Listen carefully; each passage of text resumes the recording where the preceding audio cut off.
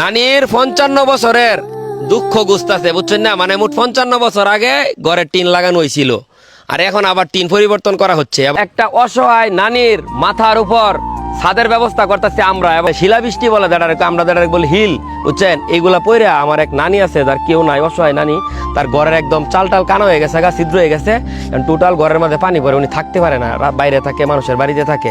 প্রত্যেক শুক্রবারের যে প্রোগ্রামটা আছে এক বেলার হাসি ফুটাই, আজকেও কিন্তু ওই রকম এক বেলার হাসি ফুটাইতেছি, তবে আজকের প্রোগ্রামটা কিন্তু একটু ভিন্ন, কারণ আজকে কোনো ডাইল বা চাল দিতেছি না, ডাইল বা চাল রুটি মুটি এটা তো খাইবো, ঠিক আছে ভাই, এখন তো গড় থাকতেই মানুষের, তাই না?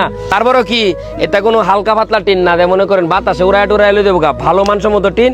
চলেন আমরা এখন নানির বাড়ির যাই, নানির টিনটা দেই এবং সেই সাথে নানির রিয়াকশনটা একটু দেখি। নানি, ও নানি, কই আমনে পানি কিরম পরে করো? পানি তো ভালোই পারে না।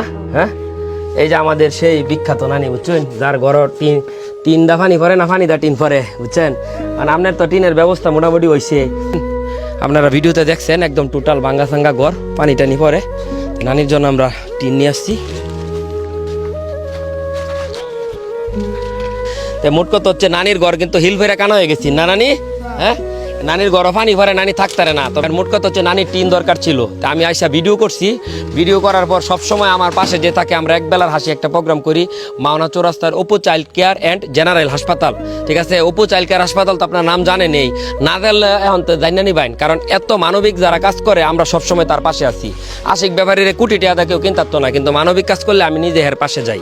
অপু চাইল্ড কেয়ার হাসপাতাল থেকে একবার টিন ফাটাই দিছে নানির লাগিয়া, বুঝছেন? এই যে নানির টিন অলরেডি নামায় রাখতেছি, সেই সাথে আরো কিছু সরঞ্জাম রাখবো, টুকটাক মিলাই দিলে একবার টিনটা তো আর ঘর হইতো না, ওইগুলোর ব্যবস্থা ইনশাল্লাহ আমরা করবো। এবং আরেকটা কথা, অনেকেই ফেসবুকে টাকা পাঠাইছেন, খুব বেশি টাকা আসে নাই, মোটামুটি একটা সামথিং অ্যামাউন্ট আসছে, ওইটাও আমরা ইনশাল্লাহ ব্যবহার করবো। যখন ঘর চাওয়া হয় কে কত টাকা দিছে ওইটাও আমরা বলে দিব। এবং সেই সাথে নানি, আপনি টিনটা আপনাকে একটু ধরুন, বিসমিল্লাহ করে ধরুন।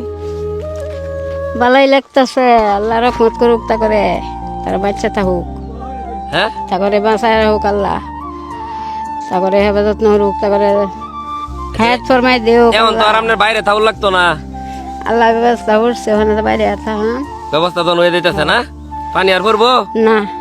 আপনি তো কইছেন যে আপনার কেউই নাই, যে আইনাতে গরিব, এটা চলতারে না, অন দেখছেন মানুষ আছে যে আছে, আল্লাহ দিচ্ছে, আল্লাহ মন দিচ্ছে, মানুষেরও মন দিচ্ছে। আমার কথা কি কইবেন, কিছু কই দেন, যে আমি তো ফোনটা দে না ফোনটা না, বললা বললা ভিডিও করি না, এই ঘরটা কত বছর আগে করা হয়েছিল? অনেক দিন আগে করা হয়েছে, কত বছর? সংগ্রামের পরেই করছি ঘর। সংগ্রামের পরে প্রায় কি 50 বছরের উপরে? তাইলে হ্যাঁ, 55 বছরের পরে ঘরের টিন পরিবর্তন হইতাছে।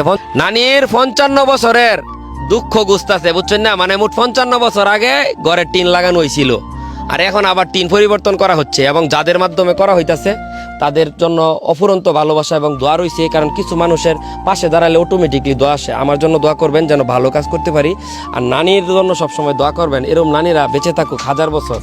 একদিন অনেক দিন আগে আসলাম, আয়াদি নানি মরা মাছ তুললা না রান্তাছে, পরে হেন মাছ গুছ এটা এটা সবকিছু লয়ে ঢুকছিলাম না নানি।